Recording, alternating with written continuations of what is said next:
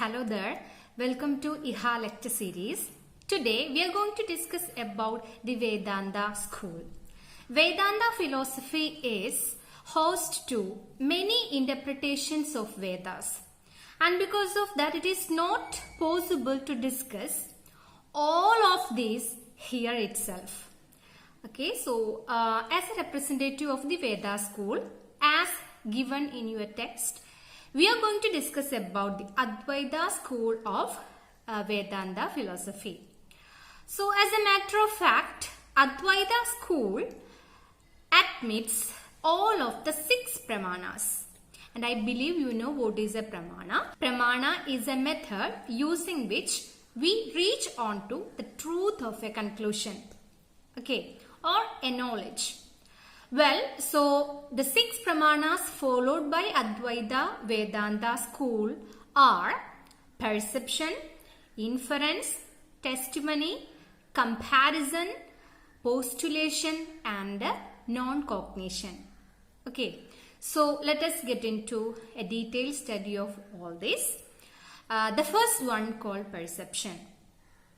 According to Advaita philosophy, perception happens when the mind enters into the object through the medium of our senses, and after that what happens is the mind get transformed into the shape of the object or the form of the object. Okay, so it's simply like that. The mind enters into contact with the object through the senses. Okay, senses of a human body, and it transforms into the shape of the object. Okay, this Advaita Vedanta school, they actually makes use of the example of water to substantiate this point further. So we know the nature of water. Water actually assumes the shape or form of the container that it contains, or the vessel that it contains. Am I correct? So like that, our mind enters into the object through the senses and gets modified into the form or shape of the object. Okay. There is a unique term that is being used by this Advaita Vedantins or Vedanta school, and that term for mind is Anthakarana. See, its pronunciation may vary, okay? It's Anthakarana, okay? That's the mind, okay? So, after reaching onto the object, when this mind gets into a modified form, according to the shape of the object, that modified state of mind is called vritti. Okay, that's the next term. The modified shape of the mind is called vritti. And what happens is, the next process is just similar to the Sankhya way of perception, okay, that we had already studied in Sankhya school. So over here, this mind, when it is modified into the shape of the object, this particular mind illuminates in the presence of pure consciousness or chit. Okay, the mind, this modified state of mind, further goes on illuminating the shape. Okay, just in the presence of pure consciousness or chit. But in Sankhya school it was different. Buddhi actually gets modified into the shape of the object. Buddhi is a product of Prakriti, so it is unconscious, it cannot function by itself. Buddhi has sattva. Okay, and when Buddhi comes into contact with the Purusha, which is the conscious self, then it illuminates the object. Okay, so the terms are different, but the process is the same over here. Well, moving on to the next pramana, that is called the inference. Inference, according to Vedantins, are somewhat similar to the Nyaya school of inference. You know what? If you just go for a comparison of this pramana called inference among other Indian philosophical schools, we are able to see that this Nyaya school actually has this the most comprehensive knowledge of inference. Okay, and all the other schools just agree or disagree with it. And similar is actually the case of Vedantins too, or the Veda school. Okay, according to Veda school, inference actually occurs because of the knowledge of concomitance or vyapti, that is the universal relation, okay, between two things. So this vyapti in the case of fire on the hill, as it is, okay. Do you remember we had already discussed this example in many other schools too, this case of fire on the hill. Okay, so according to Vedantins, they agree that when you see smoke on the hill, your previous knowledge of this vyapti between smoke and fire is revived in your subconscious. Okay, and as a result, you make the inference that there is fire on the hill, because a smoke is something that is accompanied only by fire. Are you getting it? This is their case. And more than that, I already told you that Vedantins just do not blindly follow all the cases of inference as admitted by the Nyaya school. Okay, you know, the next difference. This Vedanta school actually follows only the inference called Kevalanvai. Okay, Kevalanvai is actually the first in the third classification of inference in Nyaya school. And Kevalanvai says that middle term is always positively related to the major term. Okay, what is this middle term and what is this major term? If you just take into consideration the case of fire on the hill as stated by the Nyaya school, this it has three components. Okay, you know, when we come down to the Indian logic of inference, every inference has three components. One is paksha or minor term. Okay, the next is sadhya or major term, and the next is linga or hedu, that is the middle term. Paksha is the hill, sadhya is the fire, linga or hedu, that is the smoke. Okay, so coming down to our Kevalanvai, Kevalanvai only agrees like this. If the middle term, that is the smoke, is always positively related to the major term, that is the fire. That is the case of Kevalanvai. And here these terms always agree in presence. Okay, that's the most important and relevant part of it.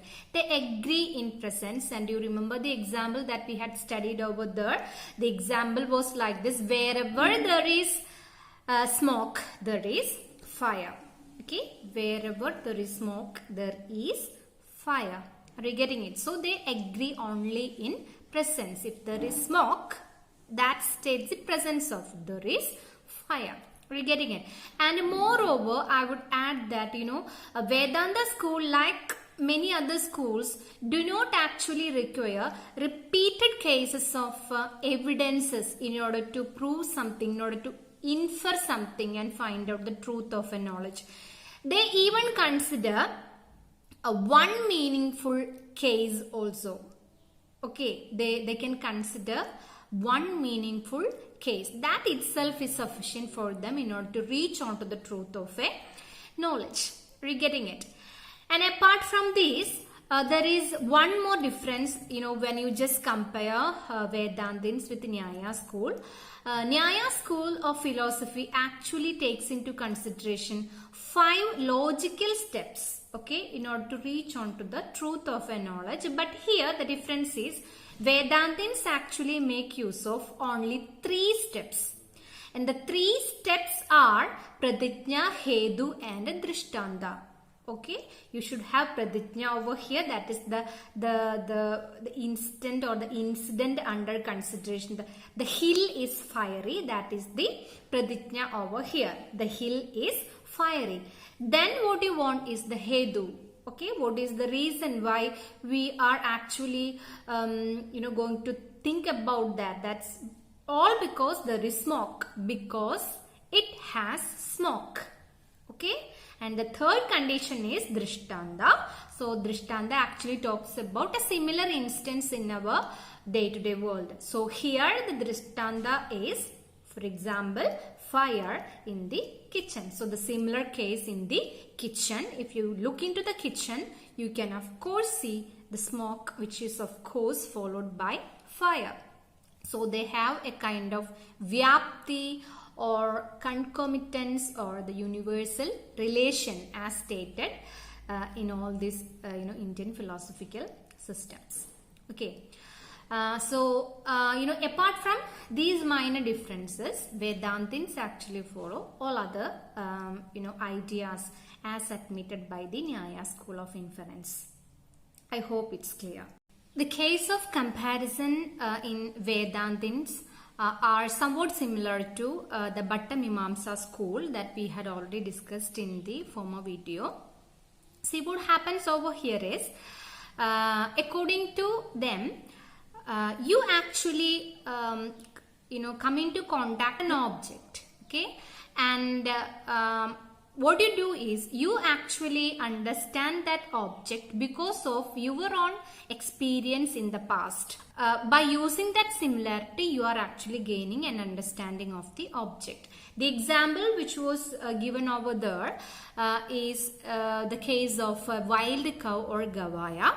So what happens is you get into the forest and you happen to see a wild cow or gavaya which you have not seen before. But you had seen a cow at home. So when you look onto this wild cow, you just go for you just go for considering the similarity between a cow and a wild cow. And the process of gaining such a kind of a knowledge, okay, is called a comparison. Testimony or Shabda Pramana in Vedantins. According to them, testimony is not just an independent pramana, but they give it a kind of a high status. Just because Vedanta school and Vedanta philosophy actually depends upon the authority of Vedas. Okay. And I feel like, these Vedas are, or the verbal testimony which are part and parcel of Vedas, okay. These are the only knowledge in the world which actually addresses the sensible nature and the truths of super sensible realities in this universe. You're getting it? And like the divisions of testimony in the former Indian philosophical schools, here too testimony or Shabda Pramana is divided into two, secular and scriptural text or testimony. So as we all know, secular is of course the knowledge that we obtain from a person of authority. And over here, Vedantins argue that this reliance upon the words of a trustworthy person, that actually depends upon our faith. Okay. And this Shabda Pramana means agama or authentic word, and which they consider always as flawless, and it doesn't require any kind of verification. So that much of a faithful person is actually considered, okay, to be able to give us this secular testimony. Talking about scriptural texts in Vedanta school, they actually attribute vast purpose for the existence of these scriptural texts. They believe that these texts are able to reveal us those truths which are beyond a normal human experience. Okay, and moreover, they believe that super consciousness that can be achieved if it is preceded by verbal knowledge. Okay, what exactly is this super consciousness? So we had already discussed in other philosophical systems that Indian philosophy actually believes in intuitive perception. So inside intuition, soul actually enters into a kind of cognition. Okay, and we are actually getting a kind of potential to know, a kind of a knowledge that is going to happen. Okay, something that is going to happen in the future. Okay, maybe with us or with some other person. So this can be attained through rigorous practice. Okay, there are certain methods, okay, that you have to follow and reach such a kind of a potential level. Well, anyway, so Vedantins believe that if you want to reach this intuitive perception, then you have to know the difference between the self and Brahman, and it should be obtained through these scriptures that are the Mahakavyas. Okay, the scriptures or by a qualified teacher. Okay, by a qualified teacher or from both. Are you getting it?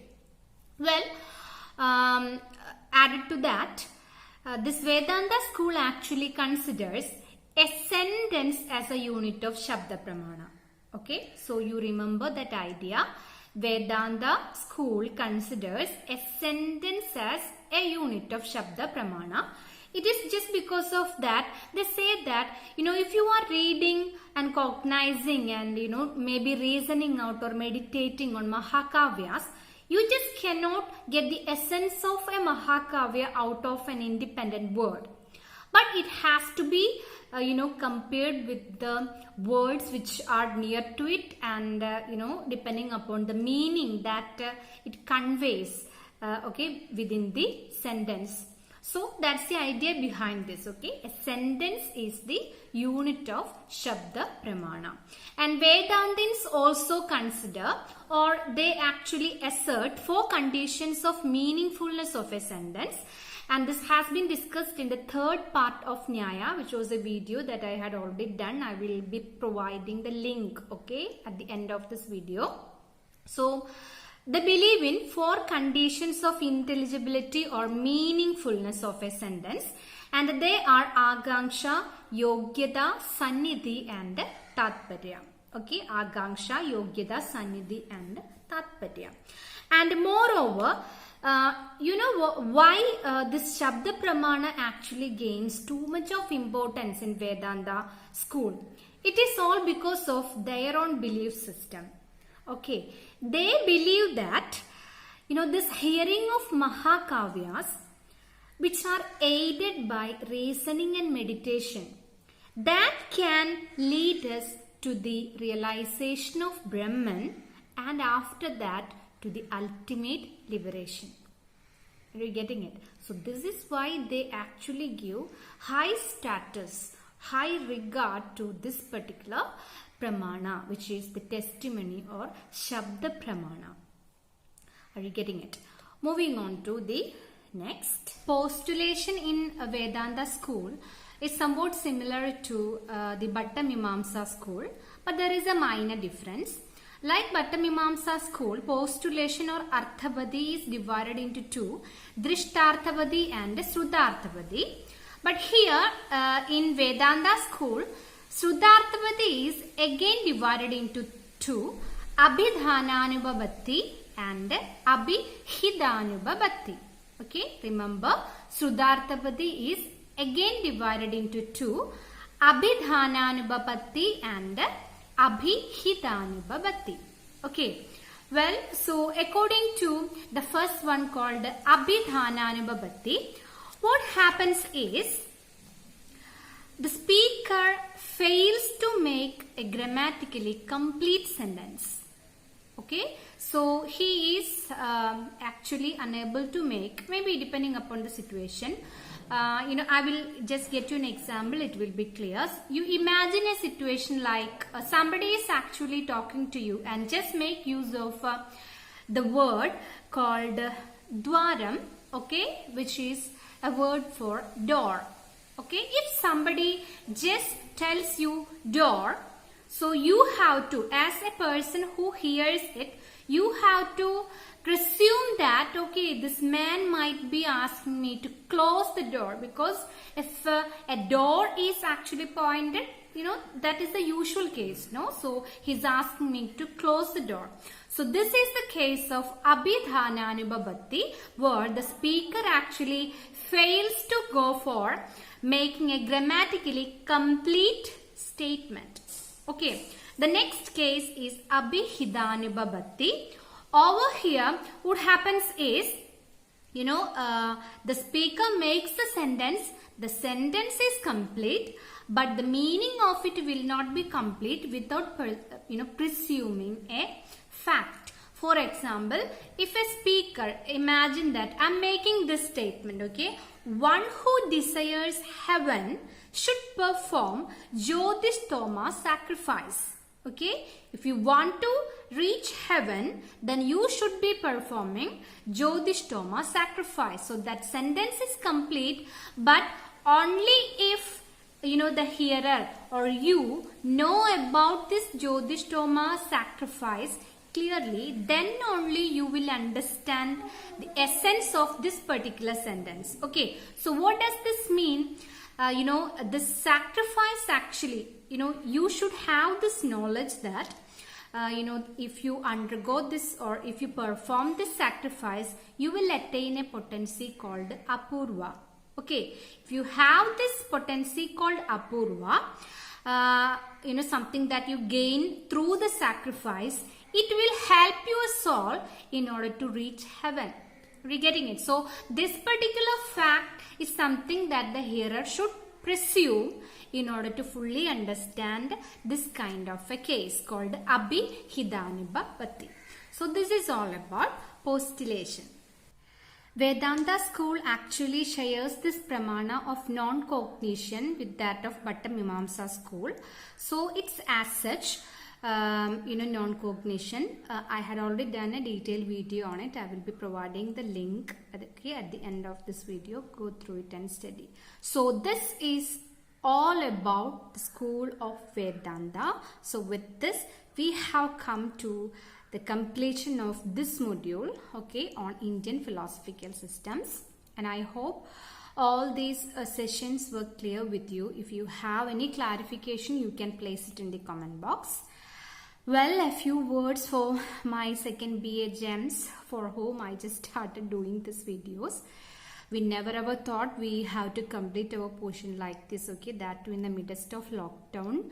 I don't know if I am reaching up to you. My humble effort was just to give you a classroom experience, but with the limitation of, of course, the space and time and all, as we had already studied in these philosophical schools. I don't know if it is reaching up to you. Make use of the material, okay. If you have any doubt, you can call me personally, okay, talk about anything that you want, inside this topic. So with this, I'm signing off. Thank you very much.